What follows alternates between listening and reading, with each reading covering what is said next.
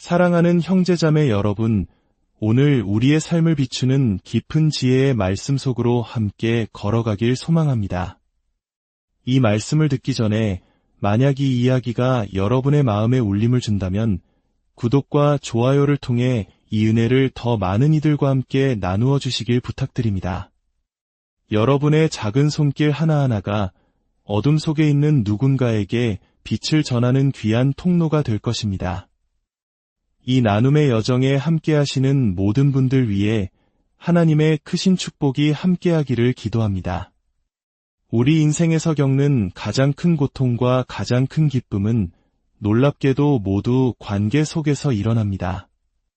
오늘 우리는 예수님께서 십자가 위에서 남기신 말씀 중 하나, 바로 이 관계의 말씀에 대해 깊이 묵상해 보고자 합니다. 이야기는 누가복음 24장에서 시작됩니다. 절망에 빠진 두 사람이 등장합니다. 한 사람의 이름은 글로바, 그리고 이름이 밝혀지지 않은 그의 동반자입니다.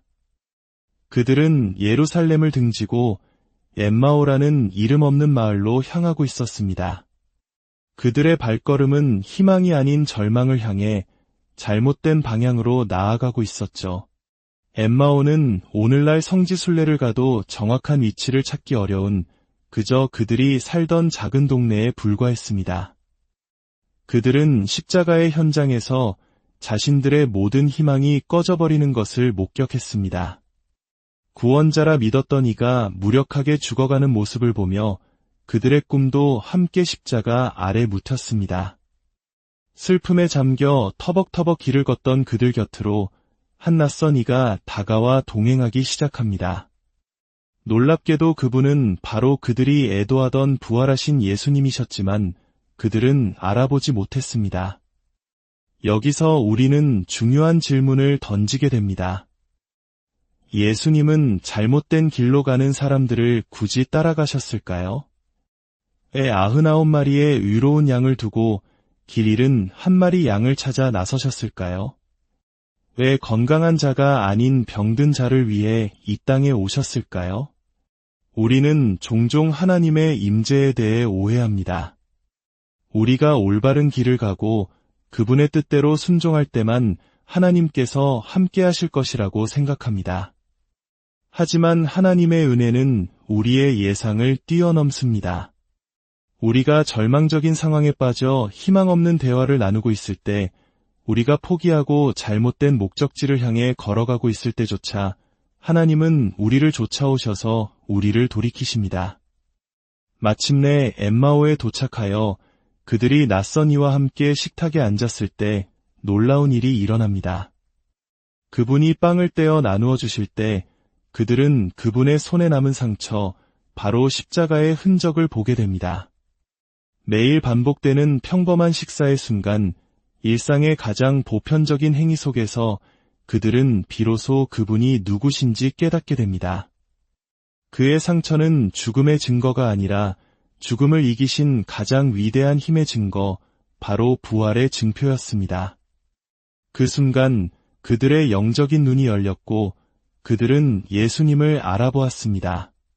그리고 성경은 이렇게 기록합니다. 누가복음 24장 32절, 예수님을 알아본 그들이 서로에게 이렇게 말했습니다.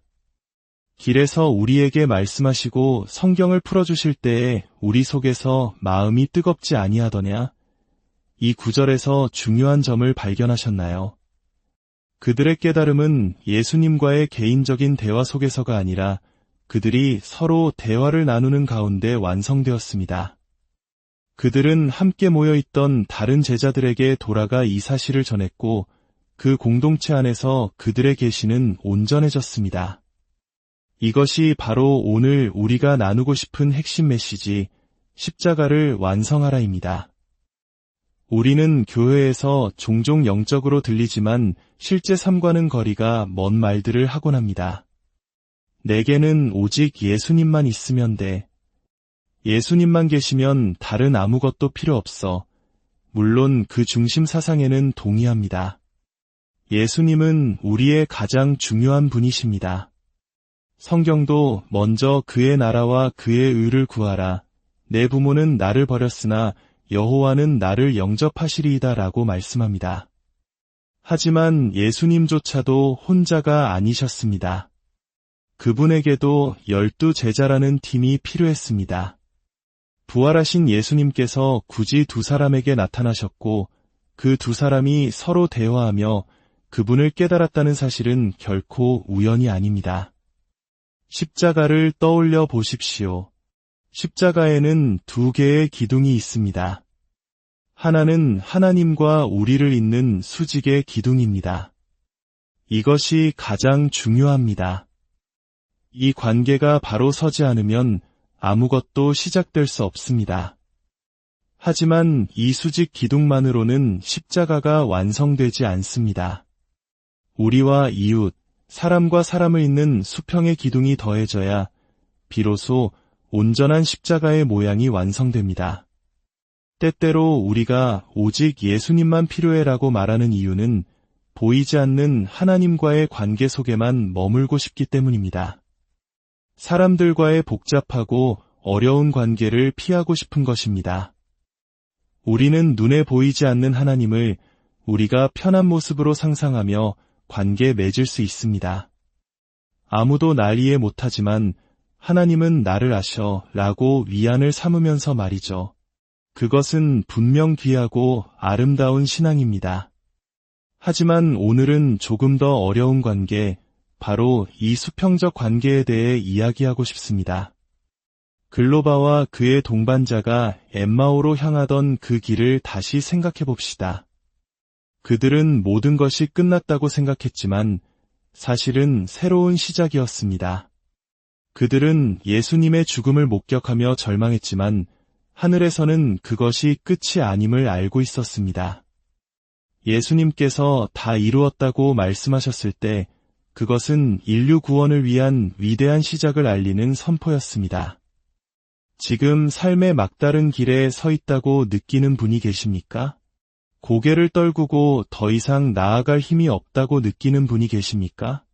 기억하십시오. 지금 당신이 있는 그곳은 끝이 아닙니다.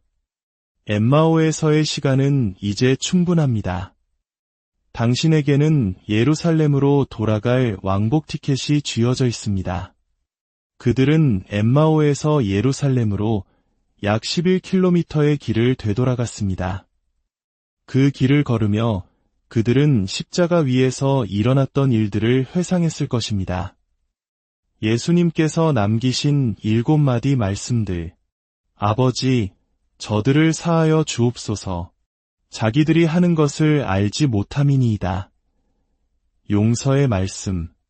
오늘 내가 나와 함께 낙원에 있으리라. 구원의 말씀. 우리 또한 때때로 믿음을 강하게 하기 위해 십자가의 그날을 회상할 필요가 있습니다. 그날 십자가 위에서 정말로 무슨 일이 일어났는지를 말입니다.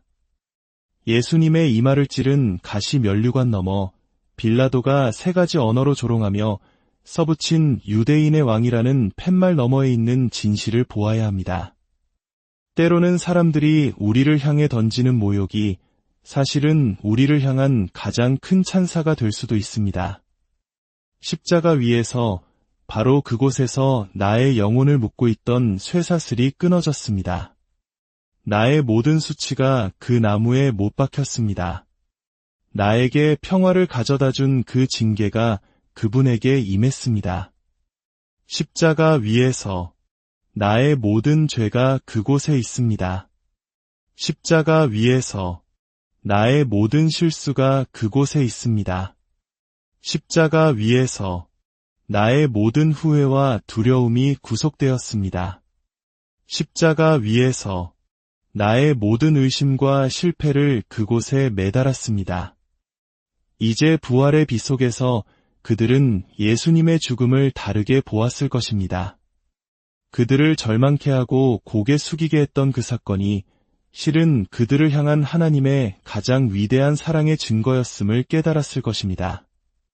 하나님의 사랑을 확인하고 싶을 때 우리는 우리 삶에서 일어나는 일들을 보지 않습니다. 우리는 십자가에서 일어났던 일을 돌아봅니다. 그곳에서 모든 것이 확정되었습니다. 하나님의 선하심이 영원히 못 박혔습니다. 그분은 십자가 위에서 그 사랑을 우리에게 보여주셨습니다. 악마가 당신을 괴롭히는 그 문제, 다른 누구도 알지 못하는 마음 깊은 곳의 그 고통은 바로 그 십자가 위에 매달려 있어야 합니다. 더 이상 당신의 마음과 영혼을 떠돌게 해서는 안 됩니다. 십자가를 생각할 때 십자가 위에 누가 계셨는지 뿐만 아니라 십자가 아래에 누가 있었는지도 보아야 합니다. 복음서 기자들은 모두 같은 이야기를 다른 관점에서 전합니다. 마태는 십자가 현장에 대해 많은 말을 남기지 않았습니다. 왜냐하면 그는 그곳에 없었기 때문입니다. 오병이어의 기적이나 베드로가 물 위를 걸었던 사건에 대해서는 생생하게 증언할 수 있었지만 십자가의 고통 앞에서는 침묵합니다. 참 이상하지 않습니까? 십자가는 군중을 흩어지게 만드는 힘이 있습니다. 예수님께서 예루살렘에 입성하시던 주일에는 호산나, 우리를 구원하소서 외치는 소리로 귀가 먹먹할 정도였습니다. 하지만 그가 십자가에 달려 고통받으실 때 그를 통해 먹고 배우던 군중은 조용해졌습니다. 고난의 자리에서는 침묵했습니다. 베드로는 우리에게 중요한 교훈을 줍니다. 가장 목소리가 큰 사람이 항상 가장 충성스러운 사람은 아니라는 것을요. 마태는 우리에게 가슴 아픈 사실을 전합니다.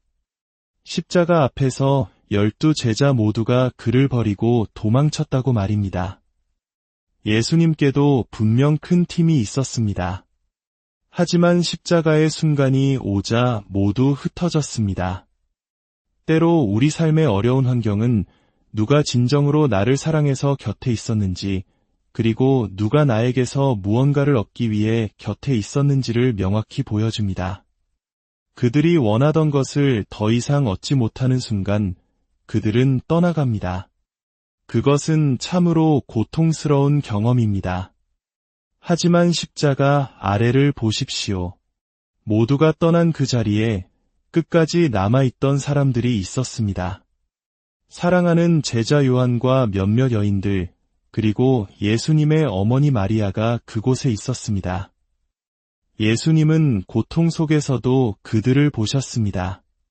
그리고 요한에게 말씀하십니다. 보라, 내 어머니라. 그리고 마리아에게 말씀하십니다. 여자여, 보소서, 아들이니이다. 이것이 바로 관계의 말씀입니다. 예수님은 자신의 가장 큰 고통 속에서도 홀로 남겨질 어머니와 제자를 서로에게 맡기셨습니다. 새로운 가족, 새로운 관계를 십자가 아래에서 맺어주신 것입니다. 이것이 바로 수평적 기둥의 완성입니다. 하나님과의 관계는 이웃과의 사랑을 통해 이 땅에서 구체적으로 드러나고 완성됩니다. 우리의 신앙 여정도 마찬가지입니다. 우리는 혼자서는 온전한 신앙을 이룰 수 없습니다. 우리에게는 글로바의 이름 모를 동반자처럼 함께 길을 걸으며 우리 마음이 뜨겁지 아니하더냐라고 서로 물어줄 믿음의 동력자가 필요합니다. 서로의 상처를 보듬고 서로의 믿음을 격려하며 함께 예수 그리스도를 바라볼 공동체가 필요합니다. 그것이 바로 교회의 본질이며 하나님께서 우리에게 허락하신 가장 큰 선물 중 하나입니다. 사랑하는 여러분, 엠마오로 향하던 제자들처럼 절망 속에서 길을 잃으셨습니까? 십자가 아래에서 모든 것이 끝났다고 생각하십니까? 오늘 이 말씀을 통해 새로운 희망을 발견하시길 바랍니다. 여러분의 곁에서 함께 걷고 계시는 부활의 주님을 만나십시오. 그리고 주님께서 여러분 곁에 붙여주신 사람들과 함께 그 사랑을 나누십시오. 여러분의 삶이라는 십자가 위에 하나님을 향한 굳건한 믿음의 수직 기둥과 이웃을 향한 따뜻한 사랑의 수평 기둥이 아름답게 교차하기를 소망합니다. 기도하겠습니다. 사랑의 하나님, 오늘 우리에게 관계의 소중함을 깨닫게 하시니 감사합니다. 혼자서는 온전할 수 없는 연약한 저희임을 고백합니다. 저희 곁에 허락하신 소중한 이들과 함께 믿음의 길을 걸어가게 하시고 서로를 통해 주님을 더 깊이 알아가게 하옵소서. 우리의 삶이 주님을 향한 사랑과 이웃을 향한 사랑으로 가득 찬 온전한 십자가가 되게 하여 주시옵소서. 우리 주 예수 그리스도의 이름으로 기도드립니다. 아멘. 주 예수 그리스도의 은혜와 하나님의 사랑과 성령의 교통하심이 이 말씀을 듣는 모든 분들 위해 지금부터 영원까지